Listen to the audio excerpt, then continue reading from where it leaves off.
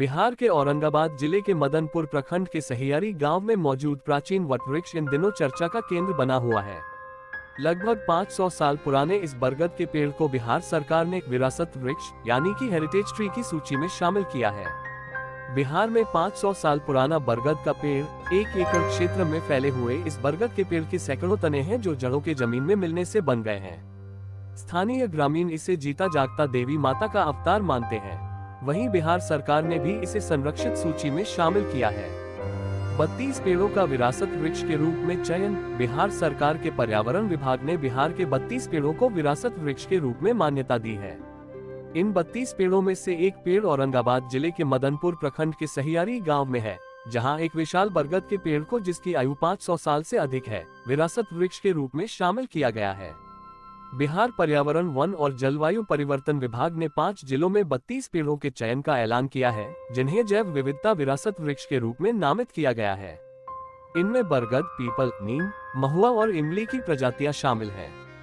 संरक्षित वृक्षों में बक्सर, औरंगाबाद, जमुई, मुंगेर और भागलपुर के पेड़ शामिल हैं। इनमें 100 साल से अधिक पुराने पेड़ों की संख्या 28 है। वहीं 70-90 साल पुराने वृक्षों की संख्या 4 है। उनमें बरगद के पेड़ 12, पीपल 6, पाकड़ 3, महुआ और नीम 2, खिरनी, गुल्लर, सेमल, इमली, कल्पवृक्ष और कनक चंपा के एक पेड़ शामिल हैं। डाली तोड़ने पर अनहोनी की मान्यता। औरंगाबाद के सहियारी गांव में 1 एकड़ से अधिक क्षेत्रफल में फैले बरगद के इस वृक्ष की मान्यता ऐसी है कि इसकी डाली कोई भी तोड़ ले या काट ले वह अंधा हो जाता है। ग्रामीणों का कहना है कि इस कारण से इस वृक्ष को देवी माता का अवतार मानकर पूजा जाता है, जिसके नीचे देवी माता के बेदी का भी निर्माण किया गया है। आंखों की बीमारी दूर होने की मान्यता। ग्रामीण इस पेड़ को पूजते हैं। लोगों का कहना है कि यह पेड़ इतना पुराना है कि दादा परदादाओं के समय से इसकी चर्चा हो रही है। गांव में खुशी का मौका हो या कोई धार्मिक अनुष्ठान, इसकी पूजा जरूर की जाती है। इससे निकलने वाले दूध को आंखों में डालने से फायदा होता है। आंखों की बीमारियां दूर होती है। सदियों तक सुरक्षित रखने की योजना। बिहार सरकार के मंत्री डॉक्टर प्रेम कुमार ने ऐलान किया था कि वन विभाग विशेषज्ञों की मदद से इस वृक्ष का संरक्षण किया जाएगा, जिससे यह महावट वृक्ष आगे कई सदियों तक जीवित और रोगमुक्त रहे। इसके लिए भी कदम उठाए जाएंगे।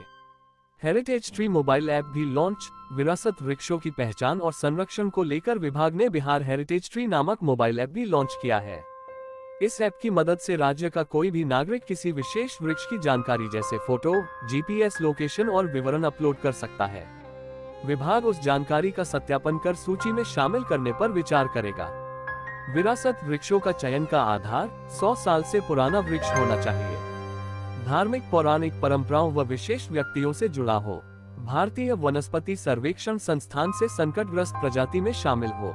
सामुदायिक भूमि पर हो और कोई विवाद न हो। 3 पीढ़ियों से जीवित पेड़ों का चयन।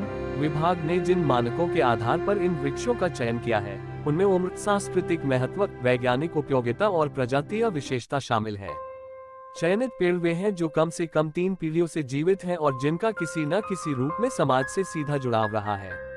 कहां और कितने पुराने हैं पेड़? छत्तीसगढ़ के कोरबा में 1400 साल से भी अधिक पुराना महावृक्ष है। ये पेड़ सतरेंगा गांव में स्थित है। वहीं झारखंड के पलामू में करीब 900 साल पुराना एडेनसोनिया डिजिटाटा पेड़ है। कोलकाता में 250 साल पुराना पेड़ आचार्य जगदीश चंद्र बोस भारतीय वनस्पति उद्यान में स्थित है। औरंगाबाद में 500 साल पुराना बरगद का पेड़ है। वहीं हैदराबाद में 450 साल पुराना अफ्रीकी बाओबाब का अनोखा वृक्ष है। इसे हाथी झाड़ भी कहा जाता है। बुजुर्ग पेड़ों को पेंशन। बिहार में फिलहाल पूर्वी चंपारण में बुजुर्ग पेड़ों को पेंशन की व्यवस्था है।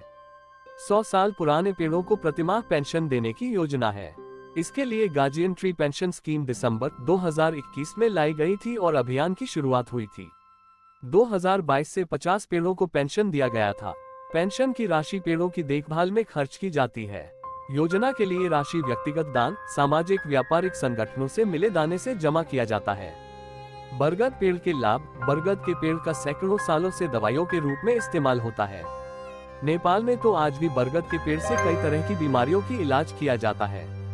माना जाता है कि इससे डायरिया का इलाज हो सकता है।